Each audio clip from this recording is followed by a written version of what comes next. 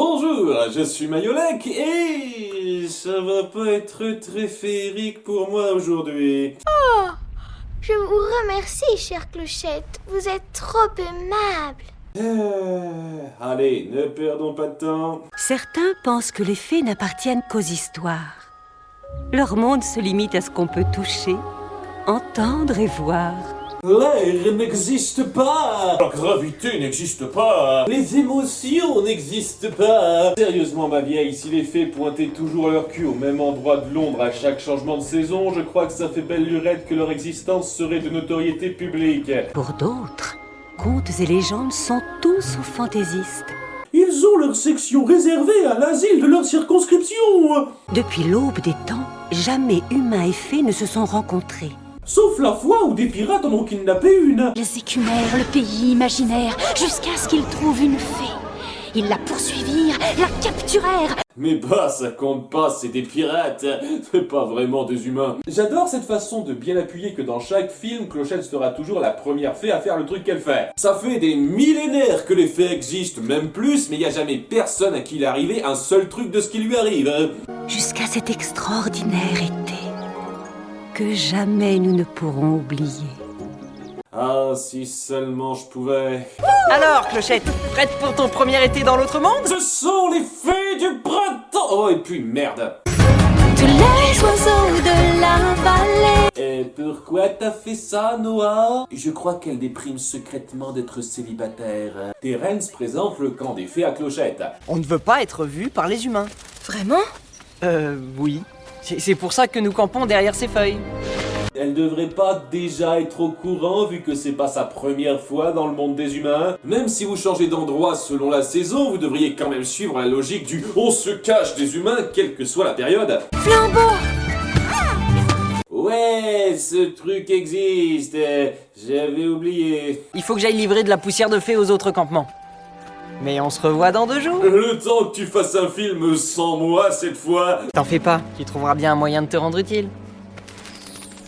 Oui, je l'espère. Donc on lui a assigné aucune tâche.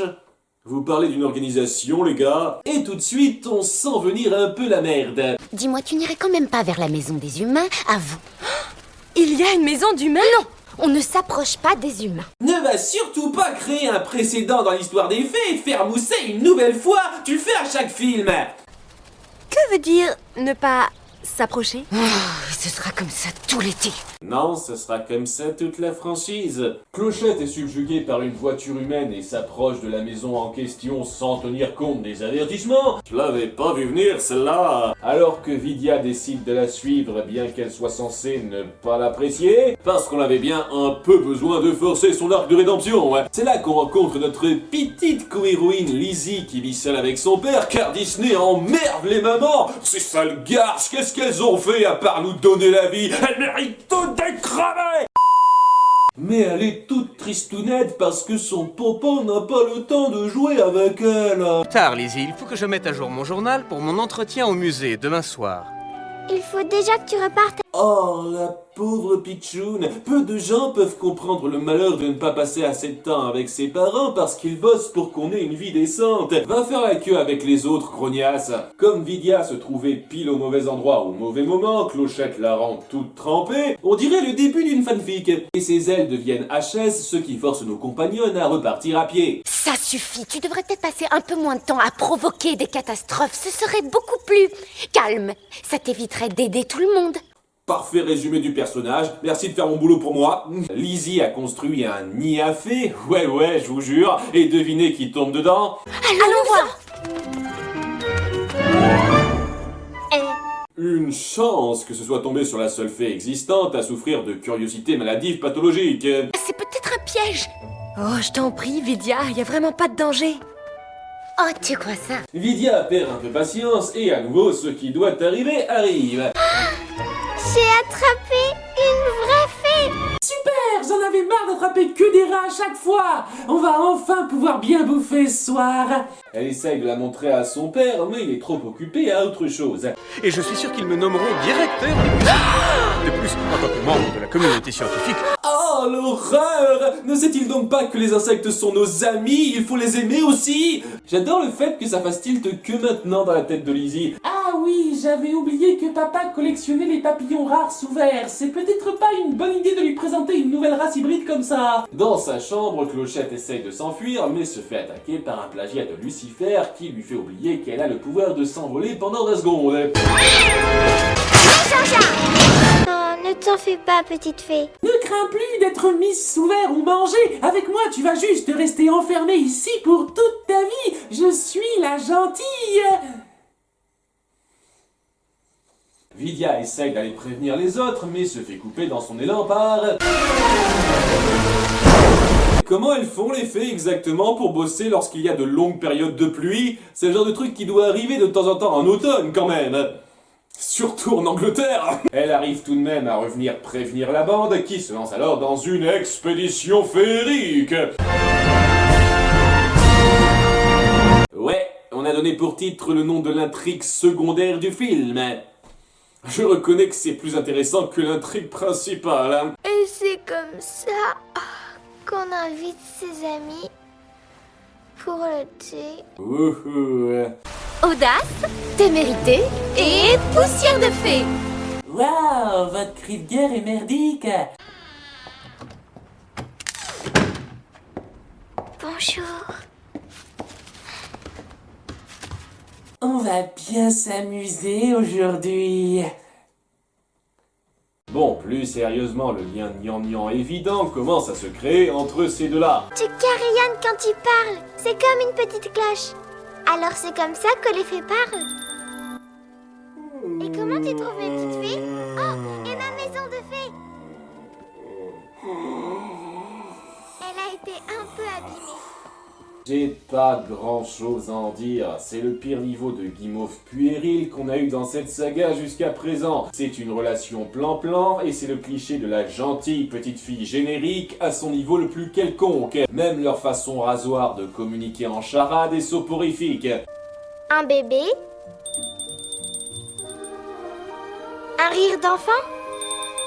Il n'y a rien de risible ou d'affligeant là-dedans, c'est juste le plat le plus total. Et ça occupe un gros quart d'heure de film. On a la vie devant nous, la vie. En tout cas, ça donne bien l'impression de durer aussi longtemps. Hein. Son père entre peu après parce que tout d'un coup il a plus de boulot pour passer un peu de bon temps avec sa fille. Quelques-uns de mes carnets d'observation, mais seulement ceux qui peuvent t'intéresser. Celui-ci sur les roches et les minéraux est particulièrement passionnant. Et après, si tu veux, on regardera ma collection de timbres. Je retire ce que j'ai dit, t'as pas de chance d'avoir un père aussi chiant. Tu n'en aurais pas un qui parle de fées? Bien sûr que non, Lizzie. Ces études sont basées sur les faits et la recherche scientifique. C'est pour ça que je suis emmerdant comme un rat mort. On repasse à notre expédition un petit moment afin de servir un bon gros gag cliché. Oh, j'espère que Clochette va bien. Elle doit vivre des choses épouvantables en ce moment. Ça, c'est absolument féerique. Oui, c'est féerique de rester allongé tout habillé dans une baignoire sans eau. Vous avez pas la même notion de bien-être que nous. Bon, retour à la partie un chouïa intéressante. Nos fées sont sur le point d'être prises dans une chute d'eau. Réduisez la toile et parez à virer de bord. Quoi? Réduisez la toile et parez à virer de bord. Qu'est-ce qu'il a dit? Ok, c'est pas du blabla technique complexe, soyez pas plus conne que vous l'êtes. Et puis vous devriez avoir un peu pris le coup de main depuis votre départ. Toute voile dehors! Toute voile dehors! Ça ne les empêche pas de sombrer, mais heureusement, Ondine se souvient qu'elle a des pouvoirs magiques. T'aurais pu faire ce genre de truc avant la chute, mais mieux vaut tard que jamais, j'imagine. Zut, Vidia contrôle les vents, je suis sûr qu'elle aurait elle aussi pu être utile dans cette situation. Qui est vivant? Ok, je te pardonne pour cette réplique. Pas moi. Moi non plus. Je sens plus mon pouls. Y a plus rien. Oh, c'est dommage, je suppose qu'il va falloir t'enterrer alors. Je ne savais pas du tout que c'était les fées qui étaient responsables des changements de saison. Je croyais que c'était la conséquence de la rotation de la Terre sur son axe autour du Soleil. Ça, c'est ce qu'on veut vous faire croire. je croyais que les enfants animaux étaient élevés par leurs parents, mais en fait non, ils apparaissent par magie et c'est vous qui les élevez. En fait, le sexe n'existe pas. Ce qui a pu se passer entre mon père et moi ne s'est pas réellement passé et tu n'es pas du tout un figment de mon imagination pour refouler mes traumatismes.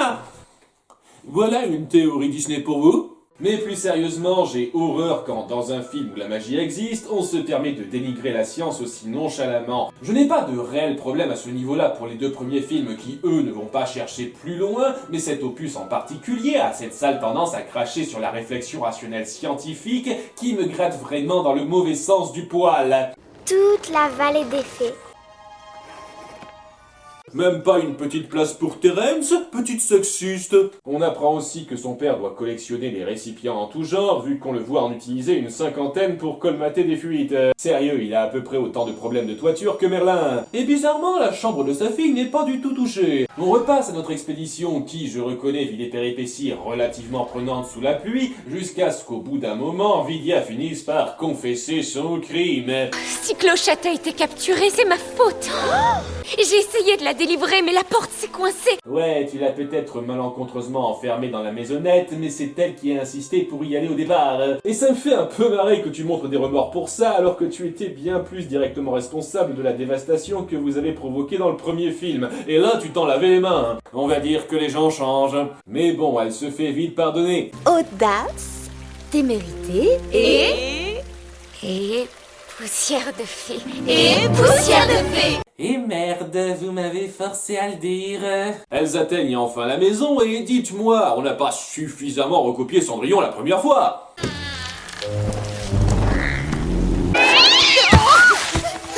Voilà. Va sauver Clochette pendant qu'on s'occupe du chat. Compris.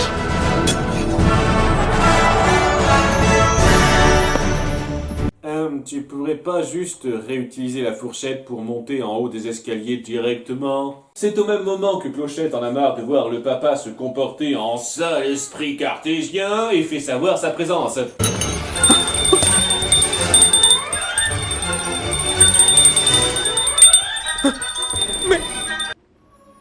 Mais c'est extraordinaire. Mais bien entendu, en tant que méchant scientifique bouché, il ne pense qu'à l'enfermer pour l'étudier. Clochette! Mais Vidia joue l'héroïne et échange sa place avec la sienne, sans que le mec ne s'en rende compte. Papa, non! Non, je t'en prie! Il est tellement fasciné par la chose qu'il ne fait même pas attention aux détails et qui arrive à cette chose. Il faut donc empêcher l'enfoiré rationaliste de gâcher une vie par sa vision étriquée, et pour ça... Nous ne pouvons pas voler sous la pluie, mais je connais quelqu'un qui peut le faire. Parce que ça marche pas pareil sur les humains que sur nous. Mais qu'est-ce que je fais à vouloir trouver une logique au fonctionnement des choses? Je suis une personne horrible! Au passage, ça leur dure combien de temps une dose de poussière de fée? Parce que ça fait une journée qu'elles se farcissent cette aventure, elles semblent en avoir encore plein le coffre. C'est juste pour dire que si c'est si durable que ça, Clochette aurait jamais dû avoir de problème de réserve pour son voyage dans le second film. Elle vole donc jusqu'à Londres sans se faire repérer par qui que ce soit, bien sûr. Oh, je suis une mauvaise foi, elle croise quelqu'un. Bonsoir, Madame Perkins! Au revoir, Madame Perkins! Au revoir, trésor. Bon vol et à bientôt. Cette femme est morte d'une crise cardiaque. On la revoit pas plus tard, c'est tout à fait possible. Et après du suspense à 2 balles, elle finit par rattraper son paternel. Papa, attends! Lizzie? Mais tu voles? Et personne le voit à part moi? Je peux pas être le seul dehors à cette heure-là? Je ne comprends pas. Tu n'as pas besoin de comprendre, papa. Il suffit d'y croire. Oui, désormais j'y crois. Tous à bord du Résolution Express! Oh Lizzie, si tu savais comme je regrette.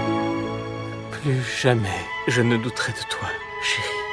Donc n'oubliez pas, parents et adultes de ce monde, si jamais un enfant dit que ce sont des diablotins qui ont fichu le bazar dans sa chambre ou que des gobelins ont mangé ses devoirs, ne doutez pas forcément de lui.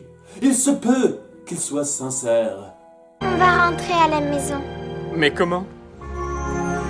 Ouais, de toute façon, personne fait gaffe à nous. Oh, attends une seconde! Il y a une chose que j'ai toujours rêvé de faire. Quelle merveilleuse musique! T'as toujours rêvé de dérégler Big Ben. Putain, t'as vraiment une vie chiante, toi. Ça se termine de façon appropriée par une dinette, histoire de bien appuyer le niveau d'âge mental global. Tu vois, Clochette, t'as fini par réussir à te rendre utile. Dieu merci, j'ai pas participé à cette histoire de merde. Et oh bon sang, vous faites exprès de foutre des illustrations de fin de plus en plus feignantes. En fait, vous vous embêterez même plus pour les 2 prochains films. Le niveau de niaiserie de la saga atteint son pic avec ce film. Le côté gnangnan de la relation centrale est tout simplement assommant, et c'est particulièrement salé par cette propension assez irritante à cracher gentiment sur la pensée cartésienne. On avait déjà ça dans le premier film Peter Pan, mais ce n'était pas accentué de façon aussi insultante. Certains passages autour de l'expédition de nos autres fées et la participation de Vidia parviennent à rendre l'expérience acceptable par moments, mais en dehors de ça, c'est un film parfait pour s'endormir. Ça m'a même laissé entrevoir le pire pour le prochain film, mais fort heureusement, je me suis trompé à ce niveau-là. À la prochaine, et n'oubliez pas d'être Disneyphile. Un instant magique où les tours